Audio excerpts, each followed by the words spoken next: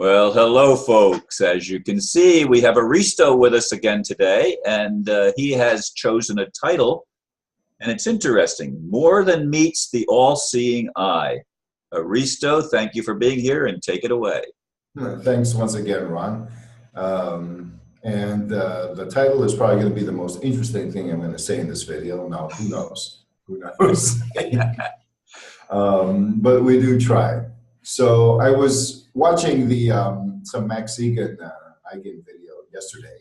I actually linked it on my Facebook page, and I guess it's one of his newest ones. And he was talking about what you can do, what anybody can do these days. And he was also, one reason why I think the guy's legit is because he points out all of these rumors about salvation and arresting people and, hopium stuff. And he points it out that way. He says, look, man, we've been waiting for arrest for years and years and nothing's ever happened. They keep saying it. You can look at the pattern. They say it before in order always to stop people, from getting together, from doing something else. They want to keep people preoccupied within their narrative. There's been others who made that observation as well. Yeah, so, I know. I get them too. Both sides. Exactly. There's more than meets my eye. There's more than meets your eye. There's more than meets my ear. There's more than meets the all-seeing eye. However, the so-called all-seeing eye, the one that gets people to leave the so-called social media, get off the grid and all of that because they fear they're going to be watched. There's more to the situation than just that. However, that wants to keep you preoccupied with it, implicitly or explicitly. The explicit preoccupation is in the alternative media, where you're not just being watched, but basically a whole conspiracy zone.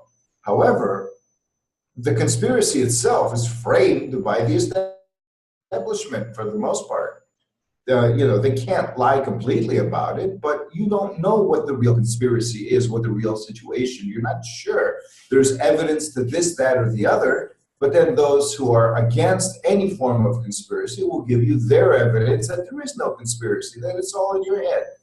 And so there's a debate raging where there shouldn't even be a debate, when it should be obvious that, conspiracies are a fact of history, that people who like to control other people will conspire against them. There's even a law against conspiracy to do this, conspiracy to do that. They charge you for it in the legal system.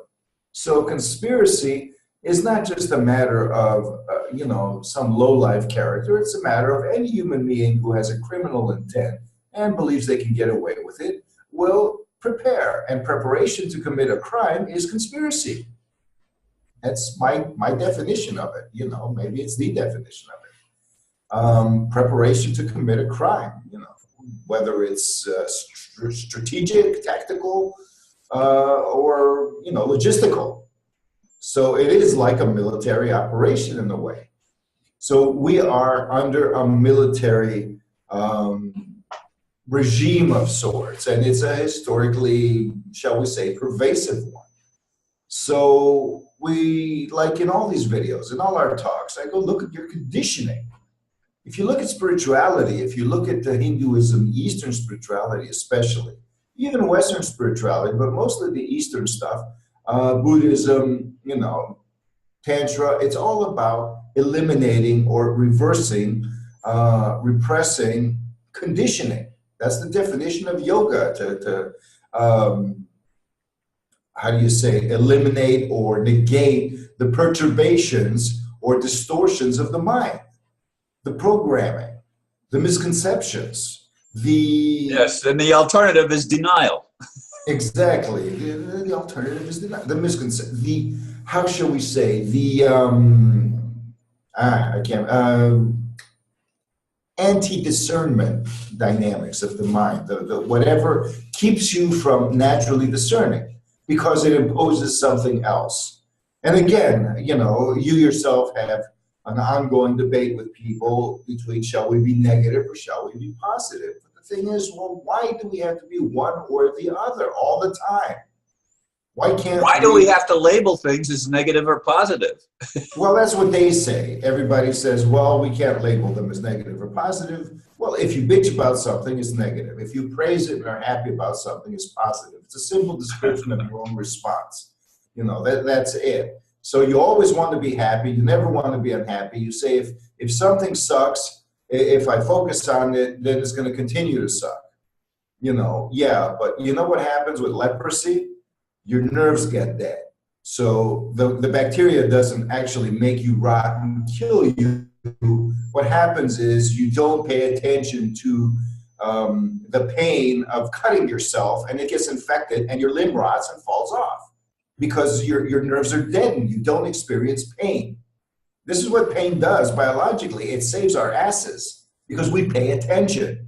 Now, if you're some person that pays attention all the time, because that's what lepers have to do, they have to be trained in order, I read this somewhere, they have to be trained in order to look and always see if there's a minor cut or abrasion, because if they don't, even their body doesn't respond. Pain causes the immune system to activate. Oh, I've cut myself. Even if you don't notice it, the body itself is gonna, how does it do that? Well, the nerves are screaming, hey, do something here.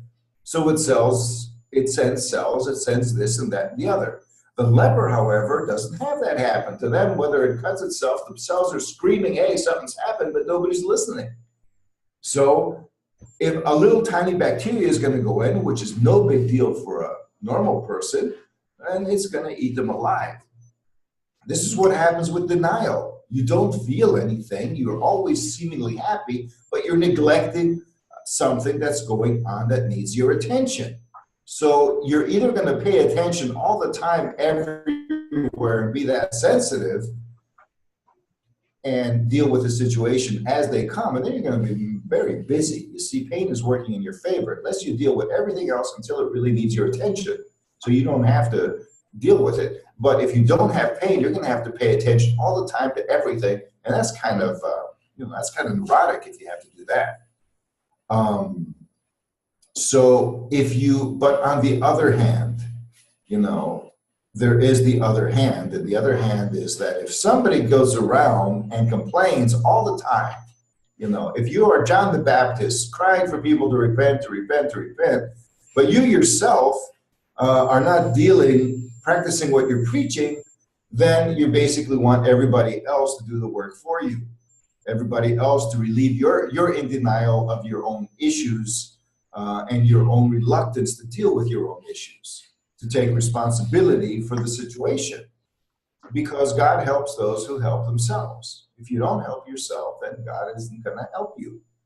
And the reason is that you and God are connected. So if you are the hand of God, shall we say, or the hair follicle of God, or whatever, if you want to put it in religious terms, I'm not a religious person personally, but this is a very good metaphor, shall we say, even if you take it literally. God is not your servant. The cause of creation is not your servant. It is not your master either. So if it loves you, so to speak, from its own perspective, it is going to encourage you to be free, to be your own person, to solve your own problems. Because if you're always dependent on this creator thing, then what's the point of being created? In any case, that's why some people get fed up. There's one person, for example, in your former congregation who said, look, Ron, we don't want to be political. You want it to be political, So the majority didn't want to be political. What are you going to do, force them to be political? Or you didn't give them any solutions. Also, it was discussion. That's what people were complaining with Max Igan too. It's like, yeah, we heard it all before. You're telling us to just learn and go, and even though he wasn't really saying that, but others were, and that's the thing. Get informed, get more informed, discuss it even more, get some more information. In the meantime, we're being fed disinformation constantly, we're being confused, we're being stressed, and nothing happens. So then you have these other people come in who say, revolution, let's get up and, well, then you're asking for it. You need to take things to the next level, not 5 levels after the next level. So there's more to life than the all-seeing eye that's watching you. There's more than meets your eye, because your perception is obviously limited. All our perceptions are limited, and that's not necessarily a bad thing. It's only a bad thing if we don't stand at the limits of our perception and acknowledge them, the limits of our conditioning and acknowledge them. Even if we don't know they're there, we go to the point that makes us uncomfortable and get comfortable with being uncomfortable.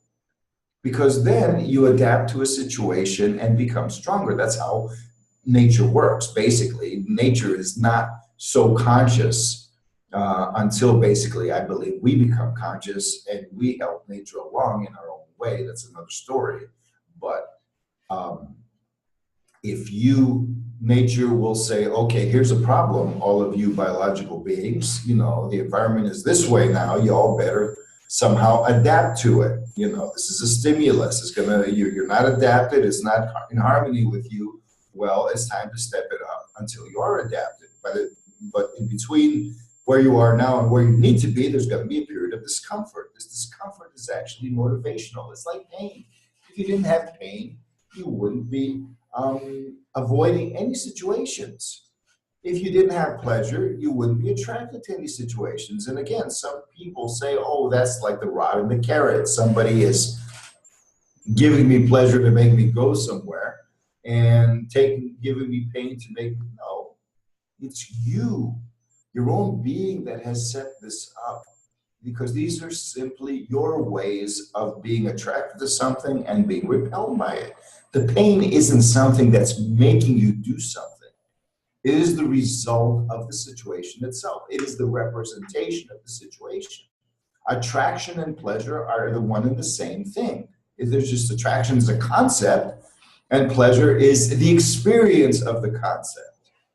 Fulfillment is another concept, but the sensation that occurs is the experience of it. Pain is simply the repulsion. You can do it emotionally too. You have love. Love is another mode of connection, of identification. We keep having these terms like selfishness, but selfishness has no love in it, and it's a framework of denial. You are not self-centered. You are not truly self-affirming when you're ish. Ish means impersonating self.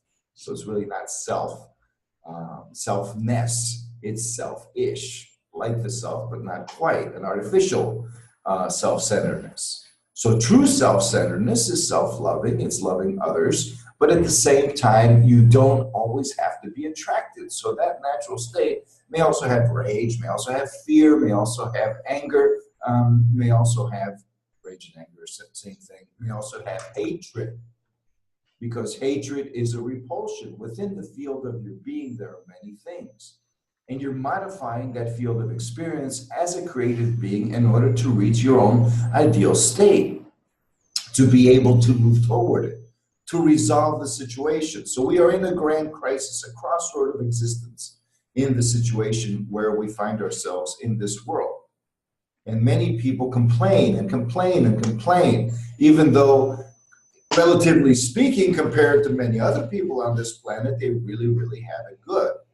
If you can still complain, you're not as messed up as when you can't.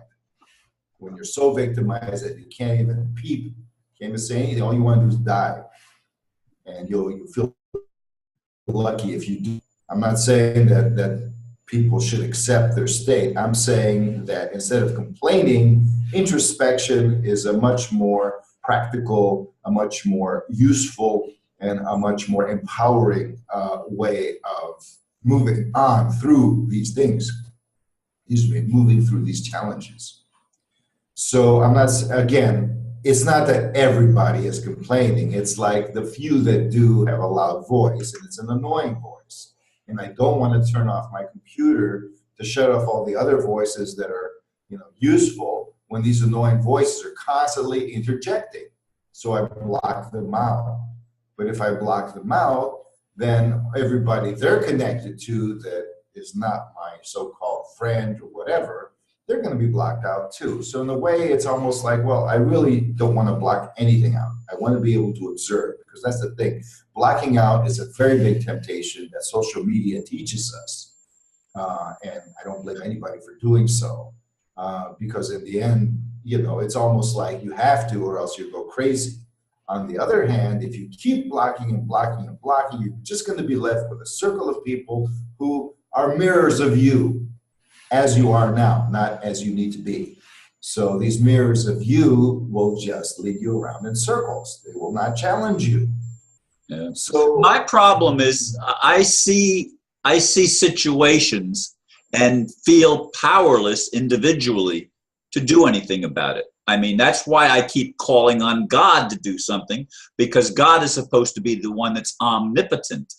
And yes. I know I'm not omnipotent, or at least I don't have evidence that I can exercise any level of real power, if that makes sense. But it does make sense. And what I would do is just take that argument to its logical conclusion for you and for the so-called God. Because if you were omnipotent, what would you do? You'd solve everything. But then nothing would evolve. Nothing would move. You don't give a shit about your creation, man. You just give a shit about everything being nice and tidy. Because then they'll be happy. Well, why should they even be created? They can just rest in potential and be happy. They'd be just as happy in being one with God, like many people want to be, and unmanifest. There would be no, because a manifestation is about freedom. It's about doing something God would not have done unless he or she or it was limited. So the omnipotent being, that's a relative term. The thing is, you can say God's omnipotent if you include us in the equation as manifest free beings. However, the paradox that any omnipotent being must face is to be able to create a rock they cannot lift. Think about the paradox. If you can, the paradox. Yes, I'm familiar with that one. Okay. Lots of times. So, exactly. And it actually has a point. I mean, unless you can actually create something that is going to keep you from doing something, then you are not omnipotent. And solve that equation somehow. And a human being can't make sense of it. And that's the thing. That's where human logic stops and everything else must come in. Now, in your case, you feel powerless. It's the same thing, but inverted in a way. Because you are not powerless. You are restricted, you are inhibited, and you can't just get rid of the problem by solving it with a snap of your fingers. You have to undergo a process of discovering your own power. Your power is there, but you don't experience it. You don't see it. It's not cultivated. There may be a seed buried in the ground. So it's like going to a desert, and you see this great expansive desert, and you go, "Oh, look at this! It's all desolate." Yeah, but look, there's a river running through the desert, or it's not as dry, and occasionally there are rains. But you go, "Oh, it's desolate. It's messed. Let's get out of here." No, I like. Something is saying, I like it here, says the guide, this is a good place. And why is it a good place? Because at some point it rains.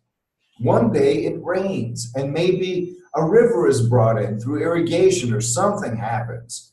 And the seeds buried in the sand sprout. You see, your power is like a seed. It's not sprouted, you can't see it. It's not even, how can it even bear fruit since it's just a seed? So you neglect its presence. But unless you cultivate it somehow, it's not going to manifest. And you don't have to do anything special outside of your abilities. You wouldn't have a power or a potentiality unless you also had the means to cultivate it. This is what I believe Max Igan was saying. Just as he was saying that, look, if you just look at the problem materially, politically, socially, which means as you have been conditioned to look at it, there is no solution because it's designed that way, because you are not looking at the whole problem. When a problem doesn't have a solution, it means you are not looking at the whole problem.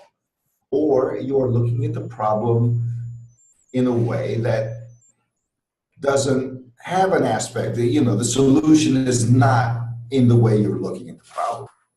So the root of the problem is spiritual, but then that's a much misunderstood term. What the hell does that even mean? Perhaps esoteric is a better word. Perhaps, psychic. I don't know. But the root of the problem is not in terms of how things appear to be. It's at a deeper level, which means you can actually do something that may not appear to create results as your conditioning, as common sense, as your neighbors might agree. Oh, there's results. Yes, finally, you know. But in effect, something does happen, and it may lead you to adapt and become sensitive enough to be able to discern that there are other processes to which you are not attuned. I'm speaking generally again. I don't, people want, oh, tell me what to do. No, I'm not going to tell you what to do, because then you would find reasons not to do it. I've done that before. I'm sick of it. You know, I will recommend things in other venues and avenues and stuff. You know, if you have a few things to say, you might as well say them. But if somebody's going to come up and say, well, that doesn't work, well, then find something better, you know, if that doesn't work. But don't shoot something down unless you see that it's harmful and then you believe you're protecting somebody from it. But if it's just ineffective, then go do something better and inspire people to, you know, be empowered through your example or something to that effect. Well, I've seen people in the political realm that have that have figured things out and found loopholes in the system that allowed them to get out, but they closed the loopholes very quickly and changed the laws, exactly. And so that the loopholes no longer are loopholes. Well, this is what I think, because they know the loopholes. There's no way they can't be aware of their own loopholes. There's armies of lawyers, you know, working on just that. It's ridiculous. You know, the loopholes are basically when people have directions, you know, instructions, how to react in every given situation. You're a judge, you say, okay, in this given situation, I react like this and that and the other. So if somebody finds a situation where you don't have instructions, you go into does not compute, and so the judge can be convinced to work in your favor. Their motive, however, is not to work in your favor. No, that's not really a judge. That's somebody who is afraid of being punished by their own higher-ups. That's what the loopholes are. It's where the instructions are not clear, so the higher-ups may get in trouble, or something may happen, and the whole system may backfire on them, because it's a complex system and you have to keep everything under control. So if you have a loophole, for example, and you don't abide by it, if the judge or the cop or whatever doesn't abide by it, then it might send ripples that will create changes that are adverse to the system itself. So they have to give a person whatever, you know. But as you say, it's like tolerating hackers. Hackers are tolerated because they reveal glitches in the system. They reveal where the firewalls are weak, where people can get in. And often they're hired by the system, you know. Like a lot of alternative media people, maybe they start off idealistic, and then they're threatened, and then they're stressed, and then they're given all kinds of things. The more advantaged or you know, people who actually can fight back and have stamina, but then the weaker ones will submit. We'll say, okay, I'll work for you. Because they'll say, hey, man, we're either going to destroy you or you're going to work for us. If you work for us, it's going to be cool. Don't worry, you'll be doing the exact same thing, only this time with a few little quirks. Only they're very significant quirks. So people are bought out very, very easily, and in such a way that they can actually deny that they've been bought out, or that, you know, some people want to be bought out. They're like, hey, I'm talking against conspiracies here. Please, you know, somebody hire me. Somebody do something. Alex Jones comes to mind as you're talking about these things. Yeah. That's one example. I'm using him inadvertently as an example, but I've seen, you know, across the board, you see the same phenomena going on. And then you have people accusing each other of being shills, so you don't know who's right in the end. But people who have been into the alternative stuff, the same old stories, the same strategy, nothing has really changed as far as information is concerned. You really don't need to look at alternative stuff if you've been in it 5 or 10 years. The last 5 or 10 years or 15 years, you know, it's all the same information. Maybe you want to spend time illuminating the younger generation, but in the end, there's so much disinformation coming in, weaseling into the situation, that all anybody cares about is the Republicans, Trump, blah, blah, blah, you know, the system. You know, it's like, come on. Who makes up the narratives? Well, certainly not sincere people. They don't make them up. Okay. So again, in this rant, if you get anything, just know that things are not as they seem, and that's nothing new. But if you're gonna, you know, so I know it, so what? Well, then cultivate yourself in the way you know how, because the situation is not just material. Because if you really think about it, going out and doing a bloody revolution, or maybe organizing a secret society, you know, you're going to have to commit your whole life, the lives of your children, if you have any, and who knows what else. And you just refer back to the historic revolt of Spartacus, who ended up crucified along with 80,000 people along the road to Rome, when men, women, and children crucified and burned, torched at night to light the way. You see, that's what the system wants to do to you. It's going to end up setting examples. It's going to do this anyways at some point. It doesn't mean, oh, you're trying to scare me. No, I'm trying to stimulate you to find a way through that isn't the same old, same old. Haven't we learned the lessons of history? And we are in a whole different state. You got the surveillance state that wants to hit a level way worse. But why aren't they doing it? Why aren't they forcing chips in our heads? Why is the smart dusk working? Why didn't they press the button to just make us pass out? You know, do they have the technology? We don't know. I don't see mass deaths, you know, as the conspiracies say there will be. And if there are wars and whatever, you know, or, you know, in the so-called civilized world, except what we expect, you know. That's an oxymoron to me. Well, exactly. Because we are, you know, part of us is hopeful. Well, just don't let it happen to me. Just imagine the panic of people flipping out about this 3 days of darkness in the past. They don't do that anymore, I guess. But, you know, it's gotten old. But all the lights are going to turn out for 3 days. We're all going to die, you know. Or the apocalypse. Why? Because the electricity is going to be turned off for 3 measly days. And the fear was unimaginable. Civilization will collapse. People will eat each other alive. Parents will eat their children for 3 days because a light bulb doesn't light up. And their cell phones don't work. Or because the calendar went from 2000 to 2001 and the computers weren't set up for the change. Exactly. You know, this is just, life is fragile because our technology that we have given you, the great ones that have given you the ungrateful masses, you know, is being held by a string. So you better be grateful, you better pay your taxes, you better. And that's fine. All of this is fine. But these people are people. And even if there are spirits behind their people, they're just spirits. It's all fallible. And they know it. And that's why they're very careful and they're treading. It's when they get arrogant, they know that too. That's when they fail. It's their own arrogance. They can't help being arrogant though. They love it. You know, life isn't meaningful for them unless they get to lord it over. That's what the word lord it over, be the Lord, be the royal, etc., etc. So please, people, you know, I'm not in a patient mood today, as you might see. I'm a little more vocal about this stuff.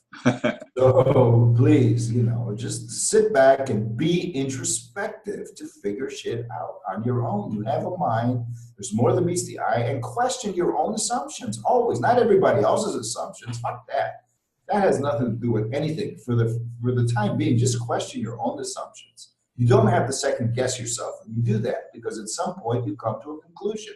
And when you do, know exactly why you come to a conclusion. Don't just take it for granted. Okay, that's it. End of rant. I hope you enjoyed the rant. And if you didn't enjoy the rant, you'll obviously, you know, either leave a comment that represents that or not say anything at all. That's fine. But it was nice to let it out a little bit.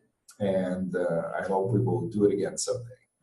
So. Okay, well, thank you, Aristo, and until the next time, namaste. Namaste, Ron.